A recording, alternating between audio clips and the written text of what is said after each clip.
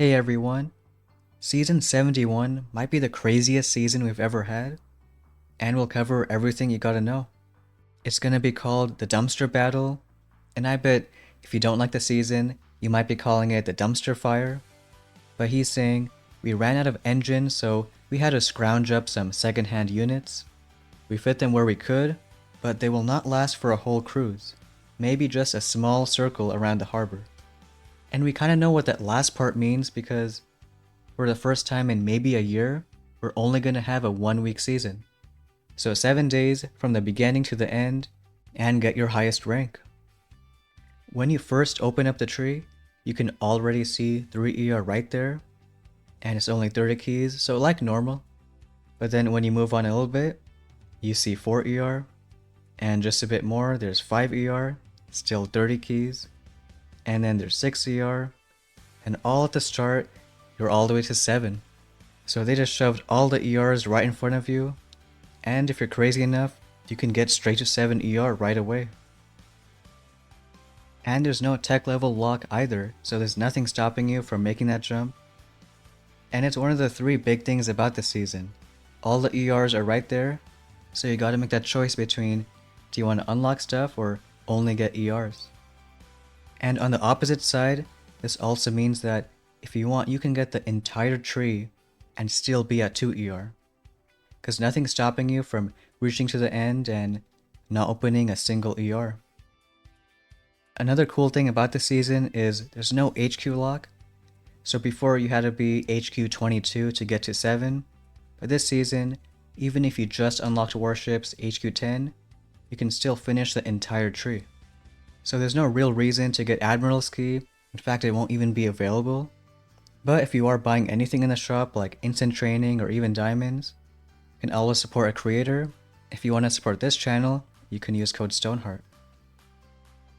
But back to the tree, already with lasers and machine guns you can see they're crazy cheap.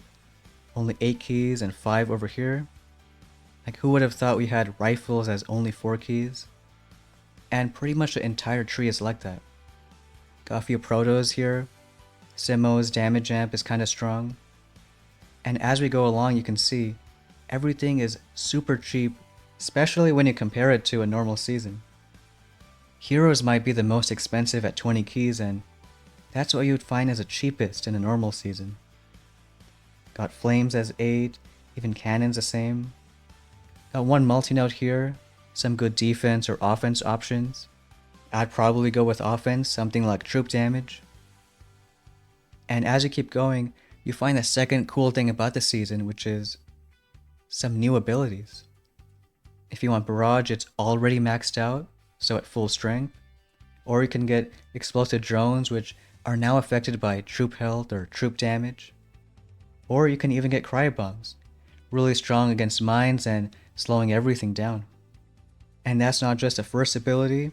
If you keep on going, still with really cheap stuff, 12 keys for boom cannons, 16 for shock launchers, you get the next ability, which is kind of an interesting one, because shock bombs and critters are really important, but having them on the same node means you really gotta make a tough choice. So you gotta ask yourself, do you want to go for shock bombs pinning down defenses, or maybe critters or super warriors trying to take down ERs?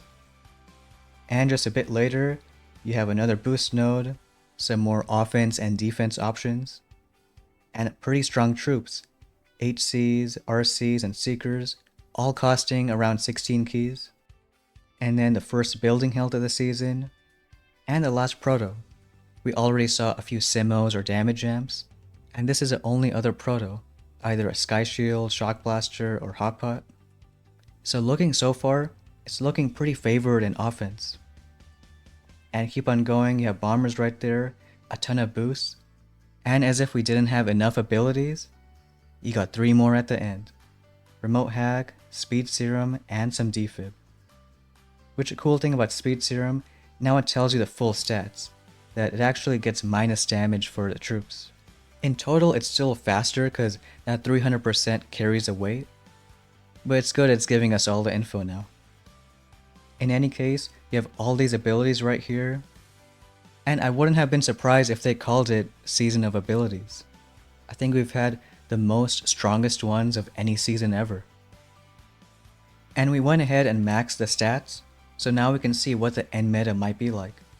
But also to show, if you want to get Speed Serum, it's going to be maxed out right away. You don't have to spend any tokens upgrading. Remote Hack is a bit different, but pretty expensive to max out, looks like 2 million altogether. And it's the same upgrade cost for Defib, around 2 million to fully max out. While looking a bit earlier, we had the 2 ability nodes, and most of these are maxed out. Shock Bombs are going to be 10 seconds, you get a max of 12 critters over here, which as you can see are affected now by troop health, troop damage. But Super Warriors might be the strongest. You already have so much health and look at all that damage too. Pretty similar with the other ability node, you already have max barrage. And drones, they finally fixed the visuals for stats. Now it actually tells you they're only gonna do 2000 damage. Before it was like 20,000, but it wasn't so accurate. And of course Cry Bomb, which is really used for the slow and doesn't get any upgrades. So you can imagine doing hits with all the troops you want, with all these abilities. And we'll take a look at the deck layouts. You have 2 ER over here, not that crazy. But again, if you want to spend the whole season at 2 ER, that's your option. While looking at the max boost, if you only pick troop damage for the 2 choice nodes, those are your stats. Really heavily favored in offense. And maybe if you switch 1 or 2 for troop health, it might be really nice for free to play too. You're not losing too many troops and you already know there's no HQ locks. But while that's 2 ER, we'll take a look at 3. It's a fair amount better. You got this dead end over here. Then you have 4 ER.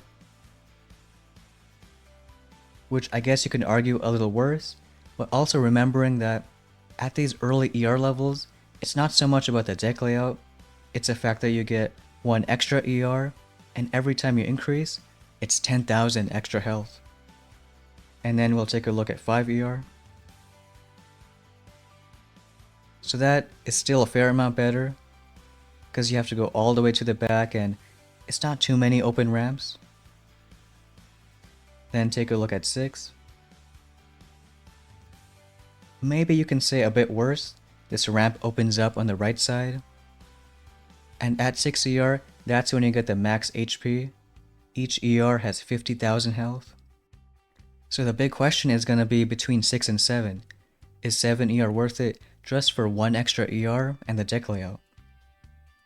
So while that's 6 ER, we'll take a look at the last one. Still super early in the tree. And there is 7. This whole gap kind of goes away, and I'm not too sure is it going to be the best deck layout. Because oftentimes you want gaps on deck to force troops around. So I wouldn't be surprised if people stay 6 ER on purpose just for the better deck. And we already said that the chest values are going to be the same, so just like the last several seasons. Though there is one difference.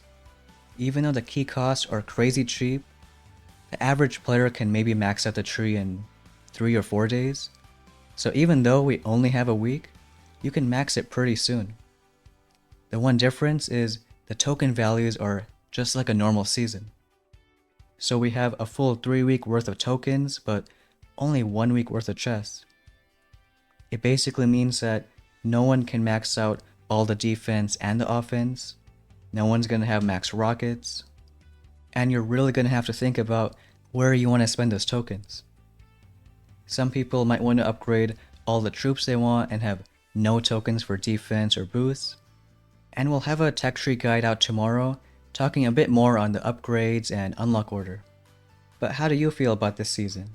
Since it's only 1 week long and there's no HQ locks, it seems like the best chance for people to get their first top 500. But let me know what you think, and that's gonna be it for today's video. Thanks for watching, and we'll see you next time.